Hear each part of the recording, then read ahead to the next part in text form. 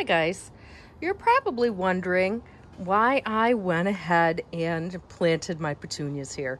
After all my talk of how I was going to plant them over the hyacinths, why I chose to do this was purely because I was impatient. Not the flowers and patience, but impatient. Let me show you why. Let's walk up here.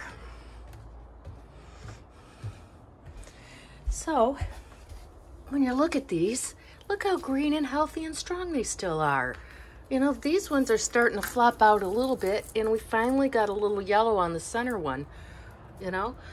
But I don't know how long this is going to take, and I wanted to plant my flowers. So what I'll end up doing with this one is just looking for some shady annuals that I can plant here instead. And I think I can actually use impatience. So that's my reasoning. I know I did a lot of hype about, ooh, this great fascinating thing I was going to do with the hyacinths, and then I totally, you know, ignored it and did that instead. So we'll see what happens.